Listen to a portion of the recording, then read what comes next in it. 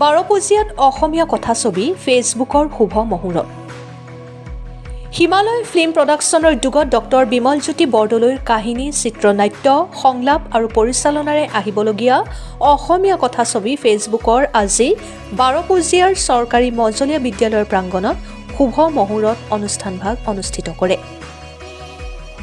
এই শুভ মুহূৰ্ত শুভক্ষণত উপস্থিত থাকে ফেচবুকৰ পৰিচালক ডক্টৰ বিমলজ্যোতি বৰদলৈ, প্ৰযোজক যাদৱ কুমাৰ নাথ, লীলাকান্ত বৰকটকী, ববিতা ডেকা, পূৰবী বাংঠাইৰ অধিবক্তা ডক্টৰ অলকানন্দ কাকতিকে প্ৰমুখ কৰি বহু কেইবাজনো সন্মানীয় বিষয়ববীয়া উপস্থিত থকা পৰিলক্ষিত হ'ল।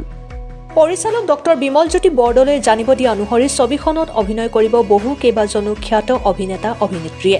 আহিবলগীয়া ছবিখনে অতি কম দিনৰ ভিতৰতে দৃশ্যগ্ৰহণৰ কাম শেষ কৰি বহাগ বিহুত অসমবাসীলৈ উপহাৰ হিচাপে আগবঢ়োৱাৰ পৰিকল্পনা কৰিছে বুলিও সদৰি কৰে পৰিচালকৰ লগতে কথাছবি ফেচবুক টিমে। Bureau' report, Arunodoi Assam. অনুষ্ঠানত উপস্থিত থাকিবলৈ পাই খুবেই সুখী হৈছোঁ। কিয় সুখী হৈছোঁ? বিমল দা মই সৰুৰ পৰা একেলগে ডাঙৰ হোৱা। মোৰ যিজন বন্ধু আহিছে লীলা বৰকটকী, আমি একে গাঁৱৰে আছিলোঁ। এতিয়া আমি বেলেগে বেলেগে থাকোঁ। আৰু বিমল দা আমি সৰুৰ পৰাই আমি এই সংস্কৃতিৰ ক্ষেত্ৰত আমি জড়িত আছিলোঁ। থিয়েটাৰ হওক বা বিহু উৎসৱৰ বিভিন্ন অনুষ্ঠান প্ৰতিষ্ঠানত আমি সঘনাই জড়িত থাকোঁ। গতিকে সেইফালৰ পৰা মই আজি অতি আনন্দিত হৈছোঁ যে বিমল দাই আজি এনেকুৱা এটা গুৰুত্বপূৰ্ণ পদক্ষেপ যে লৈছে, চিনেমা নিৰ্মাণৰ নিচিনা এটা পদক্ষেপ, মই খুব সুখী হৈছোঁ। আৰু ফেচবুকৰ জৰিয়তে আমাৰ সমাজখন যে ৰিফৰ্ম হয়, সংস্কাৰ হয়, যিবোৰ কুসংস্কাৰ হৈ আছে সেই কুসংস্কাৰবোৰ যে মানে নাইকিয়া হয় আৰু ভাল সংস্কাৰবোৰ যে আমাৰ জনসাধাৰণে আয়ত্ব কৰিব পাৰে।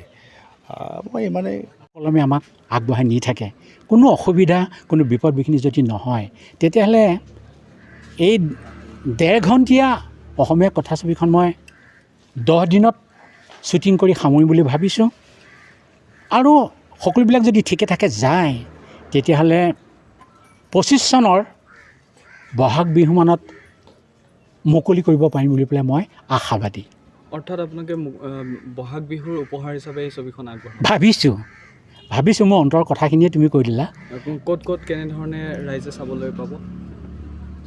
এতিয়ালৈকে অসমৰ যিসমূহ চিত্ৰগৃহ আছে, মই গোটেই অসমতেই মুকলি কৰি দিয়াৰ সিদ্ধান্তটো লৈছোঁ। যদিও সময় সাপেক্ষে যদি কিবা পৰিৱৰ্তন কৰিব লগা হয়, সেইটো সময়ে ক'ব, মই এতিয়া ক'ব নোৱাৰিম।